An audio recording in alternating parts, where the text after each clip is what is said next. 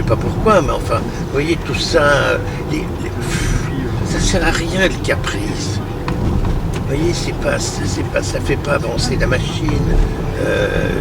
Il faut être, me semble-t-il, juste. Parce qu'un conflit, ça peut arriver tout le temps, un conflit. Mais il faut analyser pourquoi le conflit a démarré et qu'est-ce qui peut éventuellement arrêter le conflit. Ou bien on cède. Et on cède. Et si on cède, c'est qu'on a réfléchi qu'on pouvait céder. Mais si on ne cède pas et qu'on va à la bagarre, il faut quand même faire le compte de ce qu'on peut avoir d'armes dans sa gibecière. Parce que si vous allez à la bagarre et que vous n'avez pas de biscuits, à un moment donné, c'est vous qui vous faites baiser. Donc, moi, je suis pour la réflexion, mais ne jamais oublier que le bon sens, c'est quand même ce qui guide le plus sûrement. Oh là là, dites donc, ce temps de merde.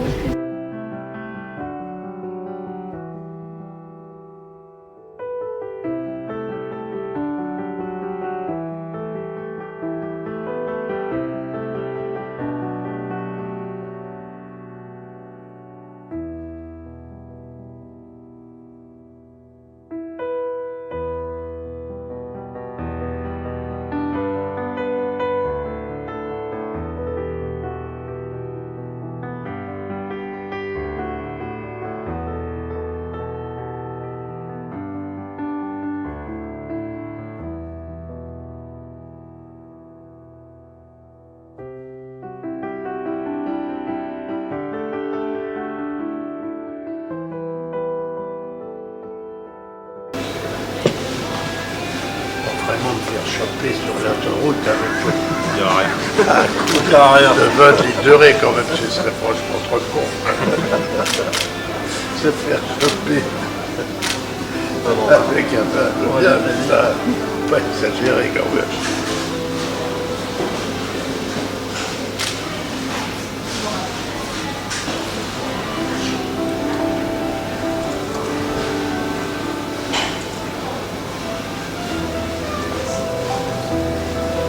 Bon, mais je vais goûter. Hein. Ah voilà.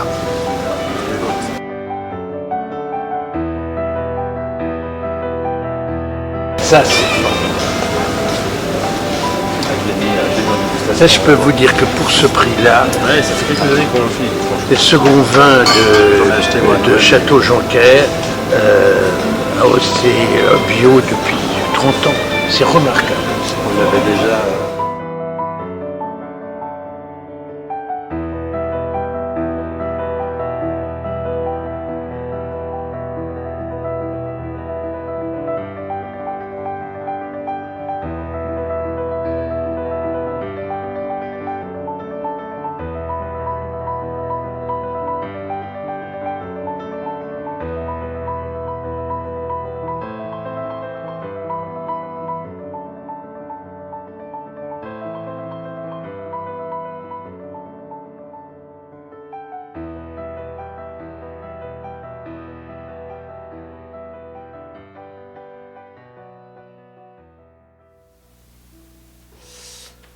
Cuisiner, ce n'est pas compliqué si on s'y prend à l'avance. Mon invité aujourd'hui est animateur radio, homme de télévision, critique gastronomique, écrivain, comédien, l'une des personnalités les plus plébiscitées par les Français.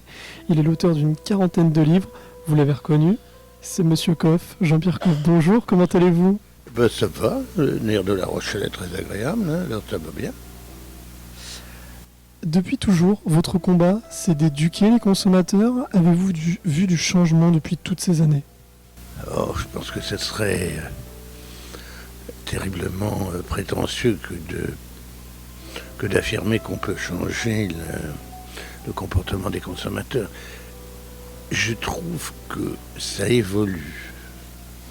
Et que ça évolue dans le bon sens, après une période qui a été un peu compliquée. Mais je trouve que c'est plutôt pas mal. Parce que j'ai l'impression que les femmes ont envie de retrouver le plaisir de cuisiner. Le bon chemin, ça a été, même si j'apprécie pas ça du tout, mais je trouve que les apéritifs où tout le monde se réunissait avec des cochonneries, mais se réunissait, c'est le premier pas vers on va cuisiner et on va se recevoir et on va partager. J'aimerais revenir sur votre livre, l'Almanach, sorti fin 2015. Vous commencez cet ouvrage avec des remèdes contre les gueules de bois. Aujourd'hui, quels conseils vous suggérez-vous ?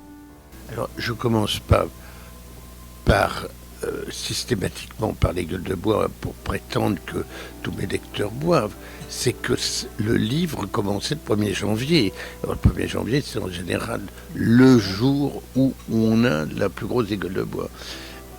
Qu'est-ce que je préconise ? Eh bien, si je voulais être en règle avec la loi Evin et ses instructions avec lesquelles vous imaginez bien que je ne suis pas d'accord, je dirais avec modération. En réalité, je dirais, tapissez-vous un peu l'estomac avant de commencer à consommer avec... Vous buvez une toute petite cuillerée à soupe d'huile d'olive ou d'huile de ce que vous voulez. Ça va vous tapisser l'estomac, puis après, surtout alterner. Vin haut, pour que vous n'ayez pas tout à coup un afflux d'alcool qui vous arrive sur le foie. Et là, c'est évidemment la gueule de bois. On peut boire aussi avec modération, mais bon, il y a moins de plaisir peut-être. Vous êtes ambassadeur de l'enseigne Leader Price en France depuis maintenant plus de 9 ans. Votre rôle, je crois qu'il consiste à vous rendre 2 jours par semaine chez des fournisseurs pour mettre au point des produits nouveaux ou pour améliorer ceux qui existent dans les Leader Price en France. C'est bien ça, Jean-Pierre Coff ? C'est ça. Je crée, je crée une gamme de produits. Je suis un peu comme un couturier, si vous voulez. J'ai des saisons. J'ai là, les consommateurs goûtent ma collection paquetée, printemps-été. Et je suis en train de terminer de travailler sur la collection hiver, c'est-à-dire les fêtes de fin d'année. Vous êtes l'infatigable défenseur des bonnes choses. Est-ce qu'il faut avoir le temps pour cuisiner correctement et est-ce qu'il faut savoir bien cuisiner pour suivre vos recettes, vos nombreuses recettes ? Alors, justement pas. Moi, j'ai depuis toujours une règle, parce que j'ai pas appris à cuisiner dans une école. Moi, je me prétends pas cuisinier. J'ai jamais porté une toque de ma vie, même si j'ai restaurant. J'ai jamais cuisiné dans mes restaurants. Je sais cuisiner comme une cuisinière bourgeoise. Je sais faire des trucs. Et vous remarquerez que dans ce que je fais, il n'y a rien de compliqué. C'est de la cuisine pratique de tous les jours. Non, c'est pas long, parce qu'il y a une confusion qui s'est installée dans l'esprit du consommateur, c'est que un poteau au feu, c'est long. Non, c'est long à cuire, mais c'est pas long mettez de l'eau, mettez la viande dedans, puis vous allumez. Après, vous pouvez aller faire ce que vous voulez chez le coiffeur, passer la moitié de votre journée dans un plumard à faire ce que vous voulez. Il n'y a pas de danger.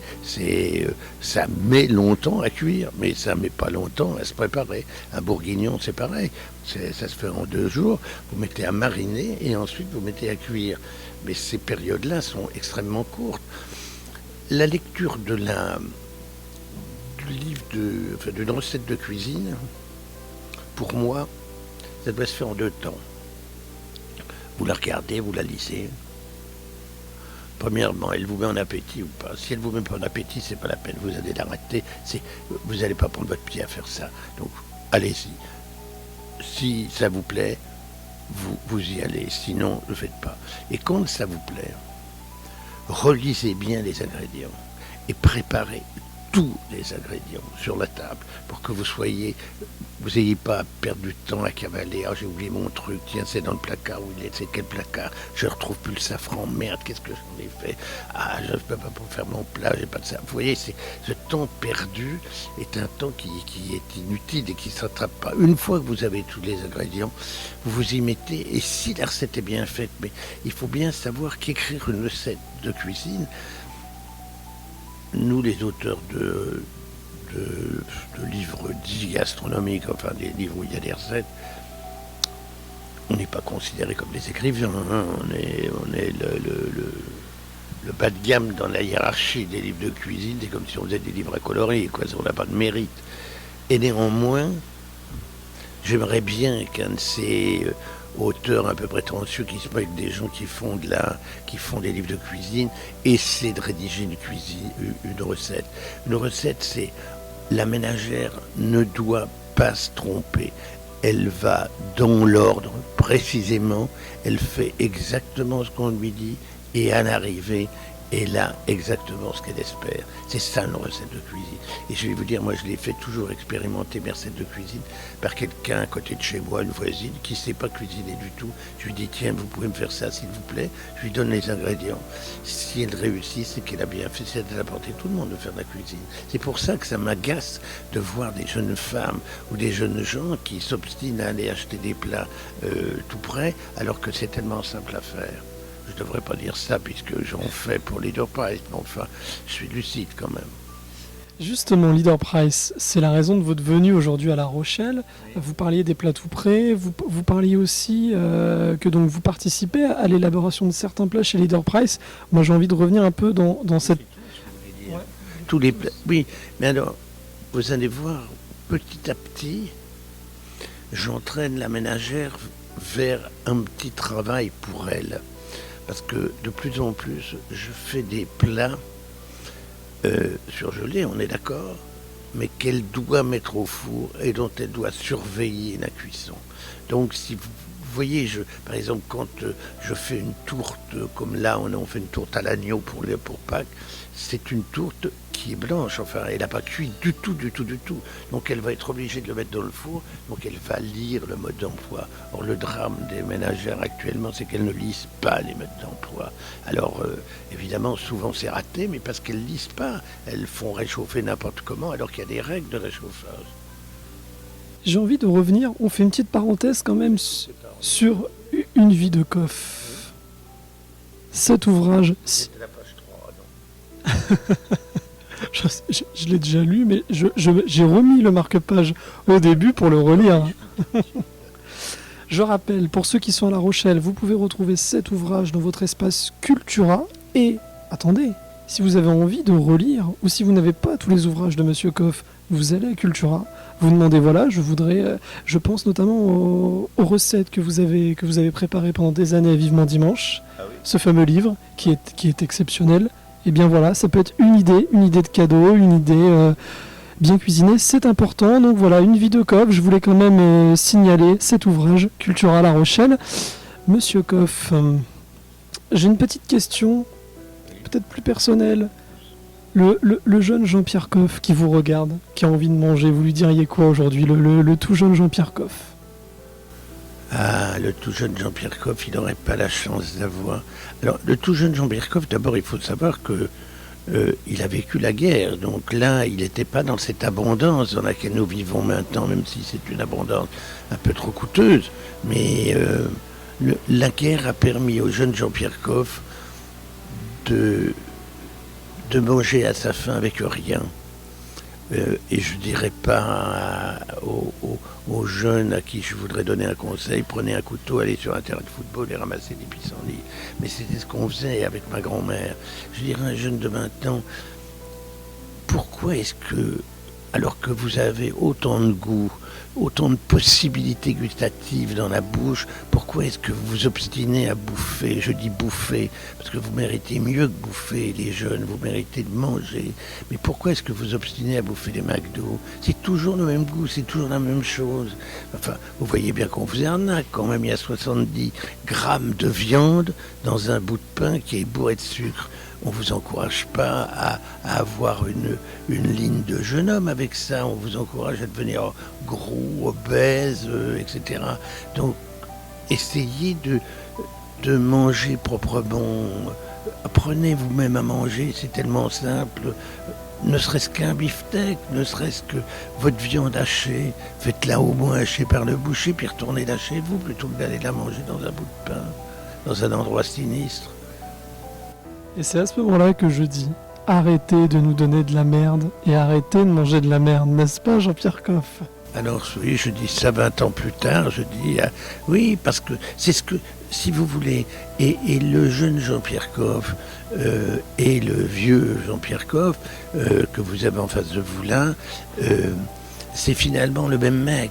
Parce que quand j'étais à Canal et que je jetais des saloperies et que je disais c'est de la merde, je le dis de la même manière quand je vais chez un industriel, quand je vais chez un conserveur pour faire une recette et que je vois que ce con me met d'un conservateur dans une conserve, je lui dis mais attendez, vous connaissez pas votre métier, Appert, c'est lui qui a inventé la conserve, il mettait pas de conservateur en 1850, ça n'existait pas, donc je vois pas pourquoi vous voulez en mettre maintenant, enlevez-moi toutes les saloperies, si vous faites un pâté de canard, le canard il a du goût, donc qu'est-ce que vous allez me rajouter, des arômes de quoi, de canard, de je sais pas d'où, de canard, un canard chimique, vous avez vu courir un canard chimique, vous non, moi j'ai jamais vu de ça, alors enlevez-moi ça, enlevez-moi les arômes, enlevez-moi tous les colorants, tous ces trucs-là, je veux plus en voir, les épaississants, je veux plus voir tout ça, faites du produit naturel comme ferait une ménagère chez elle, et ça sera très bien, et vous vous entendrez pas dire arrêtons de bouffer de la merde.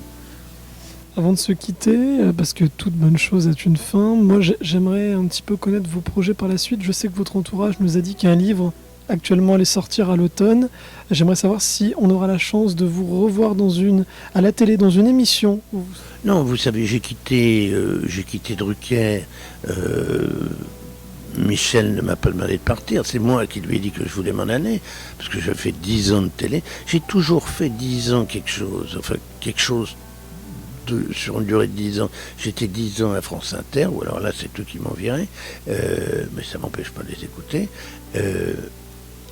J'ai 78 ans depuis hier, et je fais pas 78 ans à m'amuser, à aller faire le boulot que des gamins pourraient mieux faire que moi.